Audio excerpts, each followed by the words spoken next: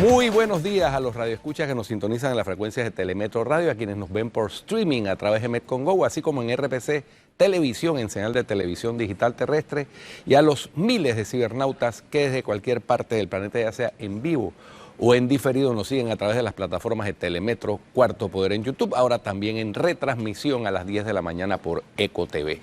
Bienvenidos a la emisión de hoy, viernes 5 de diciembre del año 2025. En el plano internacional tenemos que en un acto de equilibrismo diplomático entre Rusia y Estados Unidos, la India se alinea activamente a favor de la paz en Ucrania, al tiempo que avanza en un TLC con Rusia hasta el 2030. En los últimos días, cada vez que he hablado con líderes de la comunidad global y hemos discutido este tema en detalle, siempre he dicho que la India no es neutral. La India tiene una posición clara y esa posición es a favor de la paz. Apoyamos todos los esfuerzos hacia la paz, sentenció el primer ministro indio Narendra Modi durante el inicio de las conversaciones oficiales de la cumbre anual que celebra con el presidente de Rusia, Vladimir Putin, en Nueva Delhi. Desde que comenzó la crisis de Ucrania, hemos estado en discusión constante. De vez en cuando usted también, como un verdadero amigo, nos ha mantenido informados de todo. Creo que la confianza es una gran fortaleza, dijo Modi. Putin respondió a las palabras de su anfitrión asegurando que Moscú busca una salida negociada al conflicto. He compartido los detalles del conflicto pormenorizadamente. Estamos trabajando en una solución pacífica para el conflicto de Ucrania, declaró. La India se encuentra en una situación diplomática delicada. No ha condenado explícitamente la invasión rusa a Ucrania y se ha convertido en el segundo mayor comprador de crudo ruso, ahorrándose miles de millones de dólares y proporcionando un mercado de exportación a Moscú, aislada por sanciones de sus compradores tradicionales en Europa, pero a la vez intenta no provocar a Trump durante las negociaciones arancelarias en curso. Esta reunión marca el punto central de la primera visita de Estado de Putin a la India en 3 años. El líder del Kremlin llegó a la capital india con el objetivo de blindar su alianza comercial y de defensa frente a las sanciones occidentales, mientras que Modi intenta equilibrar sus lazos históricos con Moscú sin molestar a sus socios en Washington y Europa.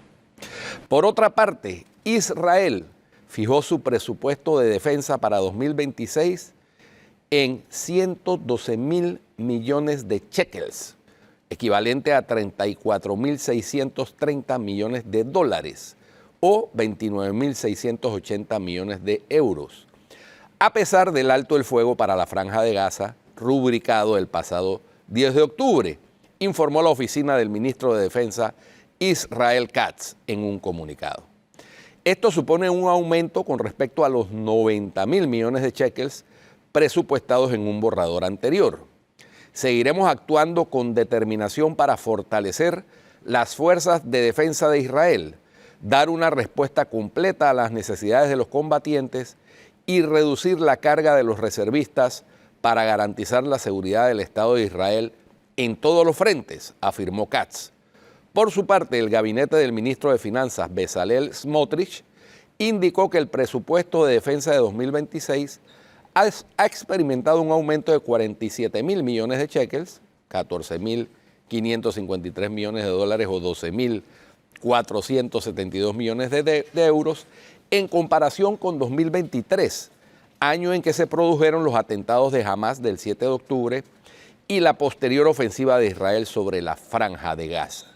Estamos asignando un presupuesto considerable para fortalecer el ejército este año, pero también uno que nos permita devolver al Estado de Israel a una senda de crecimiento y alivio para los ciudadanos, declaró Smotrich, según su oficina. La guerra de Gaza ha sido costosa para Israel, que gastó 31.000 millones de dólares en 2024 en sus conflictos militares con Hamas y Hezbollah en el Líbano. Desde entonces, Israel ha firmado acuerdos de alto el fuego con ambos grupos militantes. Por último, Estados Unidos planea ampliar a más de 30 el número de países sujetos a su prohibición de viajes, de acuerdo con lo anunciado por la secretaria de Seguridad Nacional, Kristi Noem. Durante una entrevista televisiva con Fox News, Noem evitó confirmar si la nueva cifra alcanzaría los 32 países o los nombres de todas las naciones, pero señaló que el presidente Donald Trump continúa evaluando qué naciones incluir por motivos de seguridad. El gobierno mantiene desde junio una proclamación que prohíbe el ingreso de ciudadanos de 12 naciones y restringe la de otras 7, con el argumento de prevenir la entrada de terroristas extranjeros y otras amenazas. Las medidas afectan tanto a inmigrantes como a visitantes temporales, incluidos turistas, estudiantes y viajeros de negocios. Noem no detalló qué países podrían sumarse a la lista, pero justificó la ampliación en la falta de gobiernos estables capaces de proporcionar información fiable sobre sus ciudadanos. Durante la última semana, distintos medios estadounidenses adelantaron que la administración Trump estudia vetar la entrada de ciudadanos de hasta 36 países adicionales, de acuerdo con fuentes anónimas internas del Departamento de Estado. Las acciones de prohibición estarían fundamentadas en el ataque armado contra 2 miembros de la Guardia Nacional el pasado miércoles en la capital estadounidense. El ataque mantiene en el centro al sospechoso, que es un ciudadano afgano que llegó a Estados Unidos en 2021 bajo un programa de reasentamiento que, según la administración Trump, carecía de controles suficientes, pero cuyo asilo fue aprobado en abril de 2025 bajo su mandato. Tras la agresión, el mandatario prometió suspender de forma permanente la migración procedente de países del tercer mundo sin precisar cuáles. Eso es lo más destacado en el plano internacional. Bueno, y en el plano internacional también, bueno, Daniel Otero está con nosotros esta mañana viendo y dándole seguimiento a lo de Venezuela, que al final todavía hay expectativa. Ha pasado una semana desde el supuesto ultimátum. Ayer vimos a 28 de noviembre. Sí, ayer vimos a Maduro hablando muy ufano del asunto, pero también ayer vimos una publicación del diario británico The Telegraph, porque Maduro por un lado habla del nacionalismo, ¿no? Pero el The Telegraph, el diario británico, le puso precio al nacionalismo de Maduro, porque dice que en la conversación que tuvo con Donald Trump, él pidió $200 millones. Imagínate, 200 millones y amnistía para 100 personas. ¿Quiénes eran esas 100 personas? Nadie sabe, porque dice que fue producto de la conversación, pero hace pensar que es el número de gente que supuestamente soporta a Maduro en el poder, o por lo menos la que él considera que están en una posición riesgosa o que en todo caso pudiesen estar en una posición riesgosa de darse una intervención militar en Venezuela. Eso hasta me suena que ya lo he escuchado antes, claro, dada la situación de Panamá, Danilo, que es lo que tú conversabas hoy, ¿no? Maduro debe verse lo que pasó en el reflejo de lo que pasó en Panamá. Sí, no veo prácticamente ninguna diferencia con algo que ocurrió hace 36 años en Panamá. Oye, Noriega tenía ya su apartamento en París. Sí, listo. ¿Ustedes recuerdan? ¿No? Listo. Exacto. Todo. Noriega llegó a tener avión en Panamá, listo para salir después de una negociación, listo, todo arreglado, pero siempre hay tres factores que hacen que este tipo de jefes, de dictadores, de delincuentes internacionales, de falsos patriotas, porque aquí el patriotismo no es ni más ni menos que una mercancía desechable. Sí, por supuesto. Es un ropaje para disfrazar una avaricia, que es lo que hay en el fondo. Claro. Es un valor... Dice que él necesitaba 200 millones de Telegraph para vivir dignamente. Es un valor cosificado para el usufructo de la delincuencia en su máxima expresión de poder. Ahora, aquí el punto es, ¿cuáles son los 3 elementos que hacen que esto se dé? En primera instancia, la adicción al poder. El poder produce adicción. Los seres humanos somos susceptibles a que nos guste el poder y nos acostumbramos a él. Y produce síndrome de abstinencia, además. Sí, Ustedes recuerdan que el presidente Endara en su momento decía que le picaban los pies para salir de la presidencia y después intentó 2 veces regresar. Quería regresar, así es. No, todo el que pasa por un puesto de mando y jurisdicción le cuesta cortar ese cordón umbilical. Segundo, hay un entorno que lo presiona, porque no es él solo. Es él y sus circunstancias. Y más en el caso de las dictaduras. Exacto. Hay todo un aparato. Por todas las fechorías que han cometido en conjunto, además. Pero ahí determinar, con esa cifra que pone The Telegraph, determina cuántos son esos... El aparato, exacto. Esos secuaces del señor Maduro, son 100. Es el número. Si alguien está fuera de esos 100, yo no sé. Está en otra categoría. Está en otra categoría, pero él pidió para 100 y los $200 millones. Exacto. Entonces, que era para él, por cierto. La amnistía es para los 100. Se quedan por fuera 1.900 generales. Exactamente, porque hay 2.000 generales que supuestamente están involucrados en toda esta historia del cartel de los soles. Entonces tienes un aparato que te obliga, que te aferra, que te hace, ¿no? Que aquí en Panamá se expresó en un decir muy cortito, ni un paso atrás. Sí. Con Maduro también tiene otro decir parecido. Y luego tienes el tercer factor, que es el factor miedo. O sea, una vez tú entras a ese nivel de compromiso, de tensión, el miedo te come. ¿Se acuerdan de la operación Ay, qué miedo? Ay, qué miedo. Sí. Eso era sí. O sea... Es calcada la cosa, ¿no? Es al calco, es al calco. Impresionante. Nosotros llegamos a tener todas esas reacciones, que si la cutarra, el machete, el chácara, había una que me hace falta. Clave chácara, clave cutarra. Clave cutarra, clave machete, me falta ahora. Eran 4. Ya, ahí las tengo anotadas, pero ya se me pasó. Entonces, el miedo, entonces, te lleva a no confiar en nada. Y al final terminas repitiendo aquella desgracia de proporciones gigantescas que Panamá vivió un 20 de diciembre de 1989, porque no dejó de ser una desgracia en sí misma. Y lo que quiero recordarles es el hecho de que Maduro pues, no da señales de conocer prácticamente nada de lo que ocurrió en Panamá. Y cuando digo Maduro, digo todo su aparato. A esta realidad hay que encontrarle solamente una pequeña diferencia con Panamá, que yo digo que pequeña porque nosotros no la registramos, no significa que no se esté dando. Y es que Noriega vivió en Panamá al menos 2 alzamientos internos de la Fuerza de Defensa que resquebrajaron en gran medida el aparato que lo sostenía. Sí. Uno en el 16 de marzo y el otro en septiembre. Maduro no lo ha vivido, pero Chávez sí lo vivió. Chávez sí lo vivió. Sí. Pero yo apuesto, porque esto es lo que procede en esas condiciones, en que ese resquebrajamiento del aparato interno de poder de Venezuela está expuesto. Pero ¿qué es lo que pasa aquí? Aquí es donde entran en juego factores variables que son difíciles de ver hasta qué punto ejercen control, mando y control, que son los grupos externos a los mismos venezolanos que forman parte del aparato de mando y control.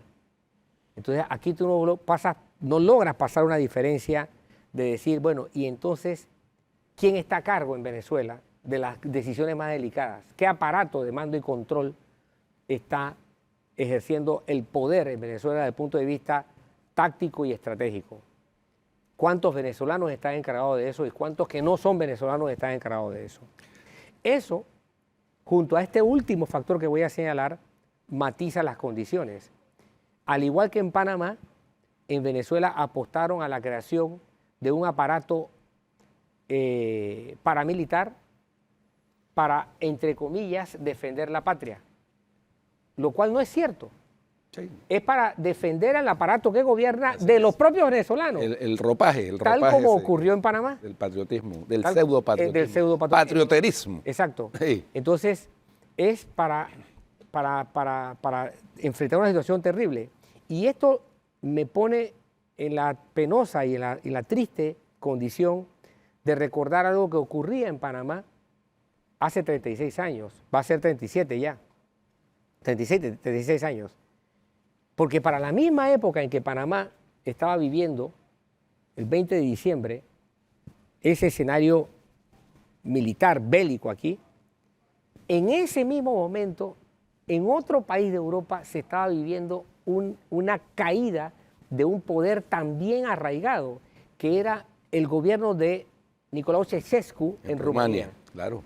Que tuvo un trágico final también. A eso ahora, me quiero referir. No para la población, sino para él y su familia. Fueron miles de muertos porque fue un choque entre el aparato interno que sostenía a Ceausescu y los que querían sacarlo del poder.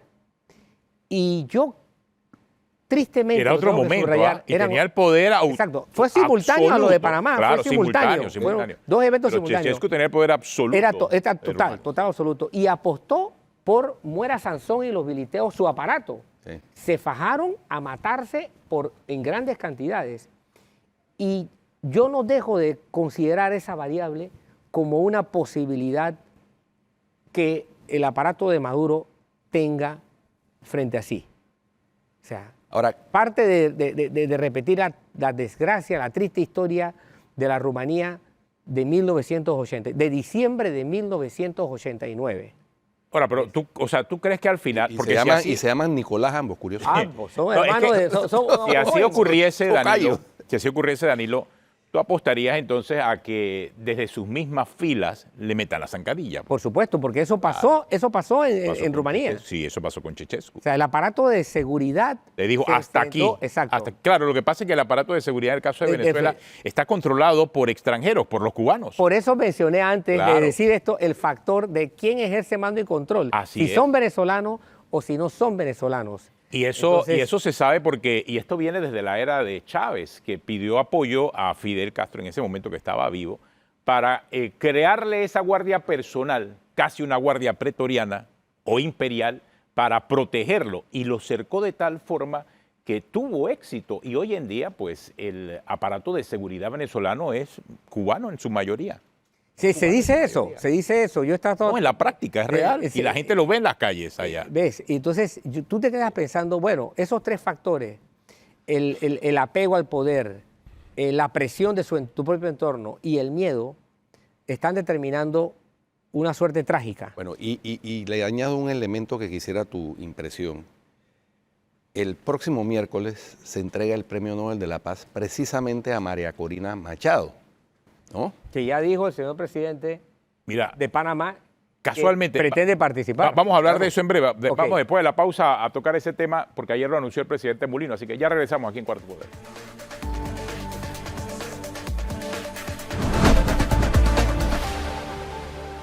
Continuamos aquí en Cuarto Poder, conversando con Danilo Toro. Hemos visto cómo está evolucionando la situación en Venezuela, Danilo.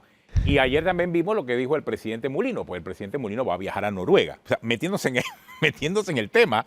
¿Por qué a Noruega? Porque es que allá va a recibir el Premio Nobel de la Paz María Corina Machado. Miércoles entrante, 10 de diciembre. Lo que conversábamos el otro día aquí, ¿no? Sí. Panamá es custodio de las actas. De lo que comprueba la ilegitimidad de Maduro y la legitimidad de Edmundo González. De González, exacto.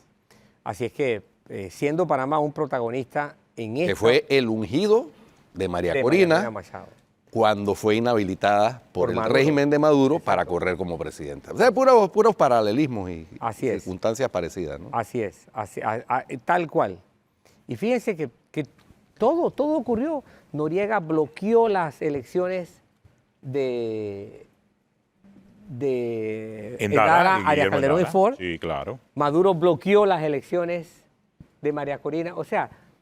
Que esa es otra de las cosas que ha trascendido, por cierto, de lo que ocurrió cuando le liberaron a los sobrinos a la esposa de él en Estados Unidos. Y eso trascendió esta semana. Y los acuerdos a que él llegó en Estados Unidos para que le liberaran los sobrinos, entre ellos hacer unas elecciones libres. Así es. Entre ellos permitir, no interferir, no cumplió con nada y es parte del reclamo del propio secretario de Estado de los Estados Unidos, Marco Rubio. Y su testaferro barranquillero. Exactamente. Alesab, así recordemos. Bueno, producto de esas liberaciones, Mulino llegó a una serie de, el señor Maduro llegó a una serie de compromisos. Sí. Y entre esos compromisos estaba el hecho de que él iba a permitir unas elecciones libres, algo que no cumplió. Que no cumplió. O sea que ya estábamos viendo con una persona que cumple su palabra. Y hubo un grupo político internacional que le dio oxígeno y aval al régimen de Maduro, porque le dio largas, le dio capacidad de poder generar la ficción, es el cuento de que él había ganado, que nunca tuvo ni... Pero es que, por amor de Dios, ni la más mínima lógica, porque cuando anuncia que él gana la elección y dice el porcentaje, no había forma matemática alguna de poder sustentar lo que él decía que había obtenido en votos.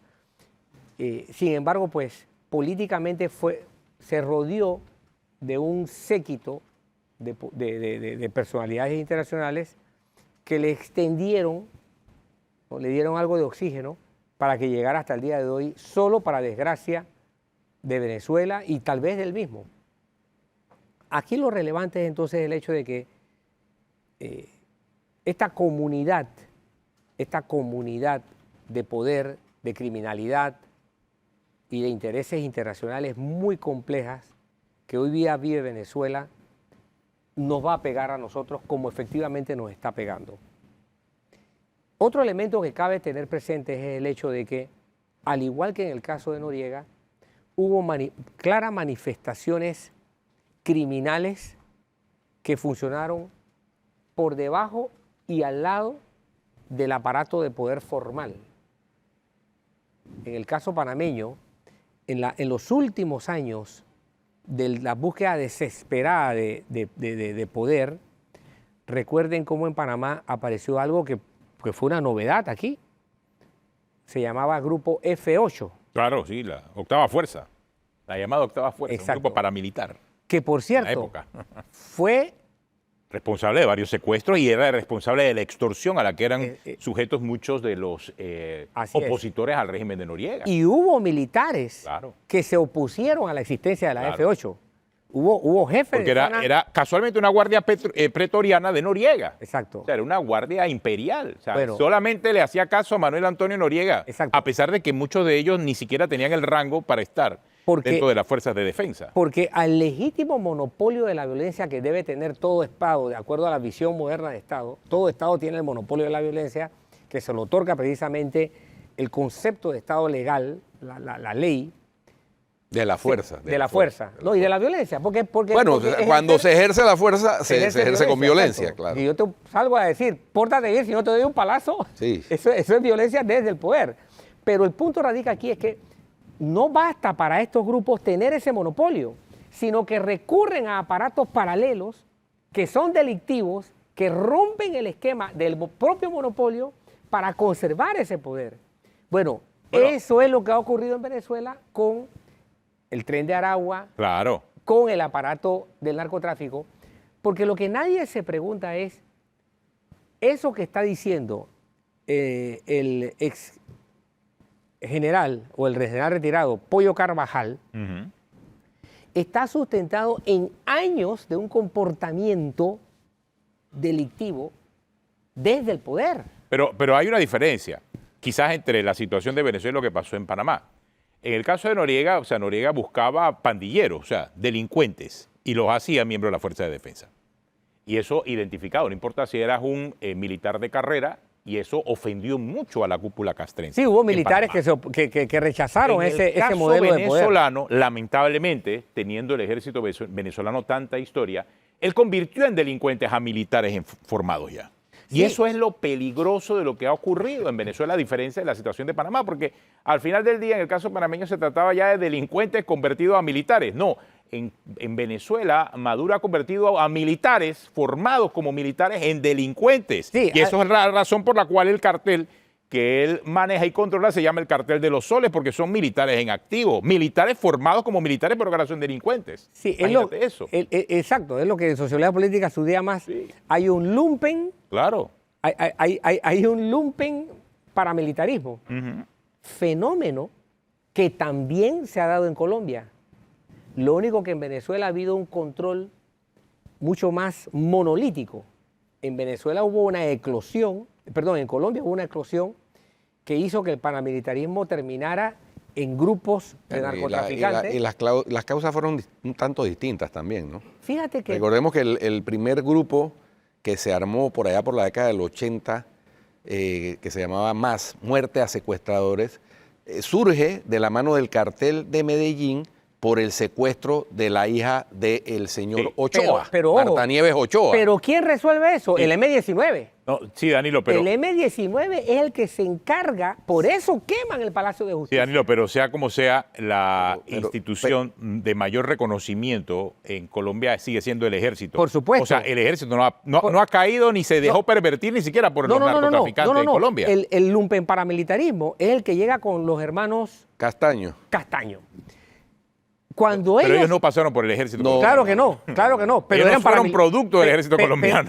Pero hay que aclarar ese punto. Pero el aparato formal de ese paramilitarismo degenera en una serie de organizaciones de narcotráfico durante toda una década que llevan a Colombia a un desastre. Pero tú lo has dicho, el paramilitarismo. El paramilitarismo, por eso digo, el lumpen paramilitarismo. Es que en el caso, insisto, en el caso venezolano, son militares formados en un ejército con tradición de 300 años. Ese es el modelo. Que este señor, como no es militar, como no ha sido militar, porque nunca en su vida lo más que fue un conductor de metro. Conductor de bus, hombre. Un conductor de metro. Que no tiene nada malo ser conductor de metro. Que no tiene nada malo ser conductor de metro. Pero tienes que estudiar, por lo menos, ¿no? Por lo menos. Entonces, ser un conductor de metro es un trabajo absolutamente digno. Claro. Pero para conducir metro. Claro. No para conducir un país. Pero a él lo llevaron de allí a ser canciller. Les cuento algo. Y de ser canciller lo convirtieron en presidente de facto. Les cuento algo. Una de las ¿Y qué hizo? Pervirtió a todos los militares, a 2.000 militares del ejército venezolano. Una de las personas más cultas que yo conozco, siendo así de culto, se vio obligado a conducir, en Panamá le decíamos, o le decimos todavía, no sé, chiva a los buses. Se vio obligado a conducir chiva porque no podía trabajar. Bueno, está bien. Pero lo que quiero decir acá es que el lumpen militarismo de Venezuela, porque acá no es lumpen paramilitarismo, aunque Maduro sí recurrió a un lumpen paramilitarismo en las estructuras del Tren de Aragua, mientras que para el caso del narcotráfico sí tuvo un arraigo mucho más ligado, y donde yo estimo que Washington fundamenta su puesta de dedo sobre la herida. Un aparato tan poderoso de defensa y de guerra, que ahora se llama de guerra, como el Comando Sur, observa, clasifica información y actúa de conformidad a la información que tiene. Y yo estoy seguro que ellos tienen la historia de todos los vuelos con su respectiva trazabilidad que se han dado a lo largo de décadas desde y hacia Venezuela. Totalmente. Que no son vuelos comercialmente registrados. Por favor. Eso está en mapas. O sea, eso nada más es cuestión de sacar los volúmenes y decir, este es el día tal, el día tal. Desde hace 25 años. Desde hace 25 años al menos, cuando comenzó esto. Así es. Esa trazabilidad está dada y sin duda Lo que pasa es que esto fue de menos a más. Exacto. Porque originalmente, o sea, de Hugo Chávez se puede hablar mucho también. Y se puede criticar la figura de Hugo Chávez, pero Hugo Chávez era un militar. Era un militar con formación militar, con ideología, y que tenía una forma de ver el futuro de su país. O sea, había ideología en el medio. Sí. Sí habían grupos militares delincuenciales dentro del ejército en ese momento. Pero cuando sube Maduro, cuando muere Chávez y sube Maduro, él, en vez de fortalecer el ejército, lo que hizo fue que se toma el ejército. ¿Y cómo se toma el ejército? Con plata, permitiendo que esos grupos criminales militares ascendieran en poder. ¿Para qué? Para defenderlo a él. Y ese ha sido el principal error de Maduro, destruir una institución como el ejército venezolano. Que va a ser tal vez el punto más problemático que tendrá un nuevo gobierno venezolano. Totalmente, porque es una realidad muy distinta a lo que pasó en Panamá. En Panamá, sea como sea, Noriega no pervirtió al ejército en ese momento fuerzas de defensa de Panamá. O sea, si él estaba en su sinvergüenzura y en su vagabundería, eran con su círculo. Ya buscaba delincuentes, pandilleros, creaba sus grupos paramilitares. Noriega, eso sí, traficaba, él traficaba su droga y tenía su círculo con el que traficaba droga. Pero el resto, y la mejor prueba de eso, señores, es que cuando se daba la invasión, ¿a quiénes son los que se buscan para formar lo que era en ese momento la policía, la nueva policía después de la invasión? A los propios militares que trabajaron con Noriega. ¿Por qué? Porque no estaban pervertidos por Noriega. Sí, había un importante grupo de militares que... El 80% de esa fuerza pública después de la invasión era la misma fuerza de defensa. Que chocó con Noriega. Claro, que no estaban de acuerdo con eso. Ahora en Venezuela ocurre un hecho distinto porque los militares formados como militares han pervertido a una gran parte de la fuerza de ese país. Entonces, ahí, y esa es quizá lo más dramática de la situación de Venezuela. Y la ha pervertido no por 2 años ni por 3 años como nos pasó aquí en Panamá, la ha pervertido por 25 años. O sea, es difícil. Ahora, que el presidente Molino se monte en un avión para viajar con María Corina Machado, te dice 3 cosas importantes. Uno, que para la República de Panamá, ella representa, es la cara visible de un modelo de poder y de gobierno que está por montarse en Venezuela y que el gobierno de Panamá le da su aval, o sea, la respalda. O sea, Panamá asume una posición con respecto a la atención que se está dando en Venezuela. Segundo, obviamente Panamá va a asumir una posición con respecto a, no solamente con respecto a Venezuela, sino con respecto a otros países de América Latina. Porque creo que se van a formar bandos y es interesante observar estos bandos. No veo al gobierno de Claudia Sheinbaum pronunciándose en contra del gobierno de Venezuela por ninguna razón. No veo al gobierno de Petro, por todo lo contrario, hemos visto al gobierno de Petro haciendo todo lo contrario, defendiendo... Petro anda en otra cosa. Oye, por cierto, ¿vieron lo que dijo ayer Petro sobre la independencia de Panamá, no? O sea, la separación de Panamá. ¿Vieron? O sea, él dice que Marroquín, que era el presidente de Colombia en ese momento, no defendió a Panamá. O sea, para Petro, Marroquín, el presidente de Colombia en 1903, no defendió a Panamá. Hay un chiste famoso sobre Marroquín, sí, ¿no? Que dice que Marroquín dice, no entiendo de qué se quejan, si yo recibí un país estoy entregando 2.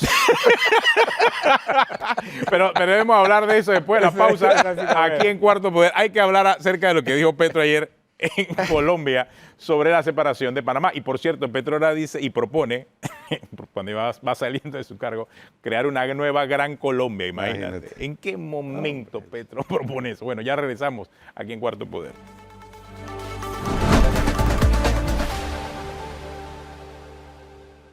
Bueno, continuamos aquí en Cuarto Poder. Nos acompaña Daniel Brea, porque también hay Congreso Nacional del Partido Popular el próximo domingo. Él es uno de los candidatos, estará con nosotros hablando esta mañana. Pero antes de pasar con Daniel Brea, quedamos con lo que dijo ayer Petro. Petro culpaba y decía que Colombia vendió a Panamá, que no supo defender la separación del año 1903. Es decir, él culpa al presidente Marroquín, quien estaba al frente de Colombia en el año 1903, de no saber defender su territorio. Bueno, nada más hay que recordar al señor Petro que Colombia no es que no supo defenderlo, o sea, nos mandó el batallón Colombia, aquí, batallón tiradores también se llamaba en esa época. Eran 500 hombres armados en una ciudad como Panamá. Era toda una invasión. Era toda una invasión, o sea, 500 colombianos armados entrando por Colón y dispuestos a poner orden en Panamá. Eso lo mandó Colombia. Ah, claro, lo que pasa es que cuando los envía con la intención de sofocar la rebelión, se les olvidó una pequeña cosa, no les pagaron. Entonces llegaron limpios, en pocas palabras, llegaron limpios aquí al suelo panameño, y eso lo sabían los colonenses, así que los colonenses los retuvieron, hicieron su investigación y determinaron qué era lo que necesitaban esos 500 colombianos que llegaron del batallón. Y era que necesitaban plata. Entró entonces en funcionamiento toda una conspiración y le llevaron dinero, les pagaron y el problema se resolvió. Consecuencia, pues logramos la separación de Panamá de Colombia y después la construcción del canal y en fin, todo por ahí, ¿no? El tema es que Petro también está proponiendo la creación de una nueva Gran Colombia. Yo recuerdo a alguien más que propuso eso hace unos 25 años. ¿No fue Hugo Chávez también, no? Quería una nueva Gran Colombia. También. Quería que todos nos uniéramos. Esos son, porque bueno, Hugo Chávez era admirador de Bolívar. Sí, sí. ¿no? Pero solo basta analizar, todo lo que Bolívar sufrió, precisamente de aquellos líderes miopes que no fueron capaces de entender lo que Bolívar tenía en mente.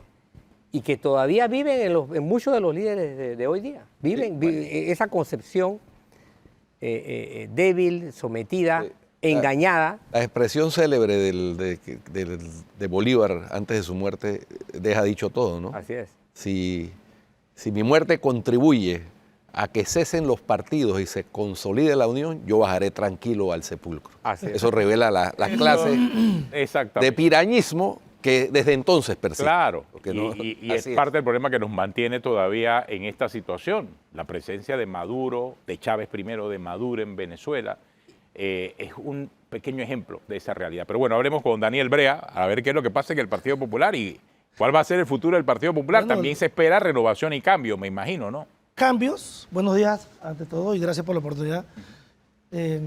Cambios, pueden haber cambios. La gente quiere ocupar los cargos del partido a nivel nacional, que será ahora el domingo 13 de diciembre.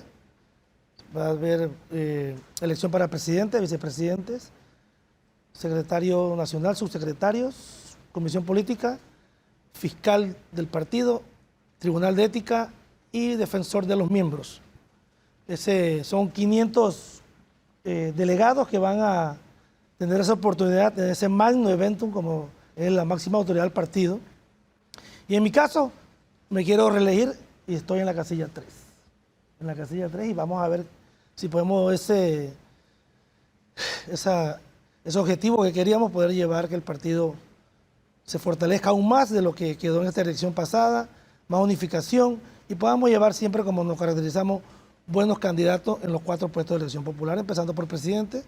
Y en esta elección pasada nos caracterizamos por esa convicción que teníamos el mejor candidato presidencial en su momento y seguiremos dialogando y hablando con todos aquellos líderes que quieran aspirar y veremos y evaluaremos, como en su momento se hizo, cuál sería la mejor oportunidad para Panamá a través del Partido Popular. Oye, a propósito, Daniel, de candidatos que fueron postulados por el Partido Popular, la alcaldía de Panamá es uno de esos cargos. La alcaldía de Panamá, el que se llama la segunda presidencia. Sí. ¿Ahí el Partido Popular tiene algún tipo de injerencia sobre la administración alcaldía? Nosotros somos muy respetuosos de esto. Él es el elegido y él es quien decide. Hay algunos compañeros que fueron tomados en cuenta. En estos días el alcalde tuvo una situación que están recolectando firmas para quitarlo de la alcaldía, hablando así en términos coloquiales, pero nosotros muy responsablemente le dimos un respaldo con un comunicado que eso no era factible hacer eso y menos en democracia, ¿no? Claro, la figura del alcalde del Distrito Capital, el señor Mayer Mizrachi, es una de esas postulaciones que son independientes. O sea, es una postulación de un partido, pero él siempre se manifestó como una figura independiente, ¿no? Sí, él lo ha dicho. Claro. Siempre lo dice. Las circunstancias fueron históricas también, ¿no? Porque tuvieron una candidatura presidencial independiente, que fue el caso del señor Martín Torrijos, ¿no? Sí. Y creemos que lo hicimos bien y esperemos que en el 29 ocurra algo mejor, ¿no? Todavía fuimos buenos en la elección, la tercera fuerza a nivel de votos presidenciales. Cierto, con empuje, ¿no? Y queremos ser la primera fuerza a nivel presidencial en el 29. O sea que estas elecciones internas del Partido Popular son claves para trazar el camino tendiente a ese. Incluso ya se hacen seminarios de capacitación. En estos días hubo en Chiriquí seminarios de capacitación con las personas con discapacidad, con el sectorial femenino, el sectorial de la juventud.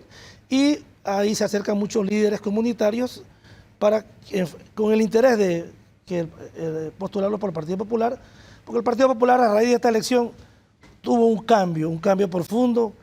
Ya en ese momento siempre nos catalogaban como el partidito, la bisagra, secundón y todo así. Y eso no debe volver. Necesitamos firmemente, al menos que hay una figura que nos guste, que sea bien para el país y podamos conversar y dialogar y ver los términos en los cuales la persona en su futuro quisiera gobernar. Es cierto, me dijeron que hay uno de los actuales dignatarios del partido que aspira a 2 cargos, secretario general y presidencia. Ese es el actual secretario general. El actual secretario general, Cirilo Salas. Quiere ser secretario y presidente, y eso se puede en el Partido Popular. Eso no lo prohíbe ni la ley. Tú eres abogado, ¿no? Sí, sí. Bueno, hay gente que se postula por varios puestos y el partido no... No, pero los estatutos lo permiten. Sí, lo permiten, no dice nada sobre eso. Mira tú. Sí, nada sobre eso. Secretario general y presidente. Y presidente del Partido Popular. Vea. Eso es posible. Claro. No, sí, depende del Pero es que partido. En la elección pasada hubo un señor que yo recuerdo, César Espinosa, fue candidato a ética y a comisión política, renunció en comisión política y se quedó con pero no puede ejercer los dos cargos en caso de obtener. No, tampoco. Puede aspirar, pero no puede ejercer los dos cargos. Pues tiene que renunciar a uno de los dos cargos. Tiene que renunciar. Me acuerdo de Fidel, ¿no? Fidel tenía los cargos de sí. presidente de la República, primer secretario general del Partido Comunista, comandante en jefe de la fuerza de las Fuerzas Armadas, y tenía presidente del Consejo de Ministros y presidente del Consejo de Estado. ¿Qué más quería? O sea, el poder absoluto. Absoluto. Sí, el poder absoluto. Entonces, ¿dónde va a realizarse el Congreso? El Congreso aquí va a haber una pequeña pausa comercial en el Hotel del Panamá el día 13 desde las 9 de la mañana. ¿En el Salón Vasco Núñez de Balboa o en otro? No sé cuántos salones grandes hay. Acuérdate que nosotros somos un partido de mucho espíritu, pero no somos un partido grande. Bueno, pero 500 delegados no caben en 500 delegados no caben en cualquier recinto tampoco. Sí. Somos de mucho espíritu, pero con sí. Pero si son 500 delegados, o sea, 500 delegados es bastante. Grande. Sí, más todos los invitados y los que pasan por aquí y por allá. Vamos a estar unas 800 personas por ver ahí. Ahora, en el caso suyo, bueno, usted busca la reelección, ¿no? Sí. ¿Cree usted que en el caso particular se puede a través de esa reelección buscar la renovación del Partido Popular? Claro se que necesita la renovación del Partido Popular. Es que ese trabajo empezó en el 2020, ¿no? Poco a poco, a pesar que hubieron ciertas dificultades en el trayecto del camino, pero tuvimos la capacidad de podernos poner en fila a todos y tener un objetivo, llevar a un buen candidato presidencial por Panamá. Y creo que esa renovación sigue su paso, mientras con mis planes de presidente, si gana otra persona, ya no sé cómo va a cambiar, ¿no? Pero fue estratégico porque realmente al haber recibido esos 380,000 votos. 364,000 votos. 364,000 votos en las elecciones lo puso en una muy buena posición de tercero, sobre todo en lo que representa para el partido, que el Partido Popular no es que estaba muy vigente en las últimas elecciones, pero retomó vigencia con la postulación del señor Martín Torrijos.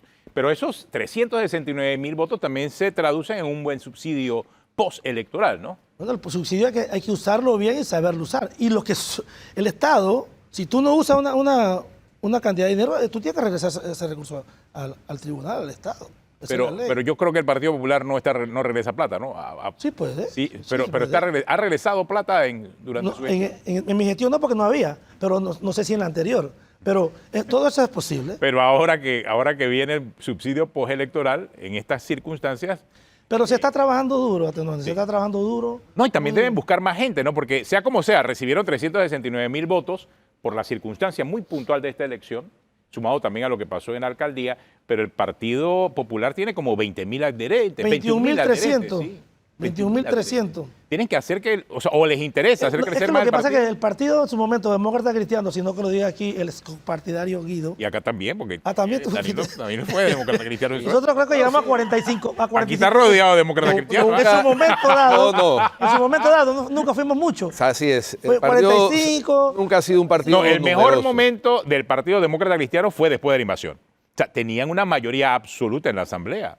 O sea, tenían los votos. 28 diputados. Legisladores en aquella época. Legisladores. Tuvo los votos, pero no tuvo la membresía. No, claro, porque eran otras las circunstancias, obviamente, y pasó lo que pasó después del primer año. De hecho, fue el partido más votado para la elección presidencial. Sí, claro. O sea, gana gracias a los votos. Si nosotros en Dara ganó gracias a los votos nuestros. Claro. O sea, el mejor momento de la democracia cristiana fue después de la invasión. De allí para allá. No. Fue antes de la invasión. Bueno, sí, antes de la invasión, es cierto. Pero porque éramos oposición a los militares. Es verdad, es cierto. Es que el voto se da en mayo del 89. La invasión fue es verdad, en diciembre del 89. Tienes razón. O sea, su momento llegó hasta 1991. De ahí para abajo ha venido en franco deterioro. Eso es relativo porque tú subes y vas, pero creo que si nosotros no aprovechamos esta gran oportunidad que nos dio la historia de ser un partido más fuerte, no sé. Esperemos que eso y también figuras notables salieron de la democracia cristiana. Bueno, aquí vemos a Danilo. Guido, ¿tú estuviste inscrito en la democracia cristiana? Yo fui del comité político. Mira, imagínate, Guido fue comité político y él me aclara muy bien. Pero está Edwin Cabrera, por ejemplo, está Luis Eduardo Camacho. Pasa que Camacho tuvo varios vestidos a lo largo de su vida política, ¿no? El último es el que vemos. pero vienen de la democracia cristiana. Camacho andaba con el doctor Arias Calderón para arriba y para abajo, o sea, era su compañero. Y ahora anda con Martínez para arriba. Hubo un cambio de timón, no sé qué pasó. Un cambio de timón, un cambio de timón. No de ideología, porque Camacho yo creo que sigue siendo el mismo. Camacho no vio la luz sino la oscuridad. Bueno, pues eso es lo que tú piensas, pero a él no le ha ido mal. No, es diputado de la No, es verdad, es verdad. Nadie, bueno, nadie Daniel, puede, gracias. Éxitos. Nadie puede cuestionar. Daniel, número 3, ¿no? Gracias por la oportunidad. Daniel Brea Clavel, casilla 3 para presidente y seguir con la lucha para el partido. Guido prefirió cortar antes de seguir hablando. Se nos acabó el tiempo. Si usted sigue en Telemetro Radio, siga con los muchachos del Bronx, en RPC Televisión, la programación regular. Y nos vemos el lunes, Dios mediante. El martes, porque el lunes. Perdón, el martes. Feliz Día de las Madres, por cierto. Cuidado con domingo 7, ¿sí o no, Daniel? Cuidado con el domingo.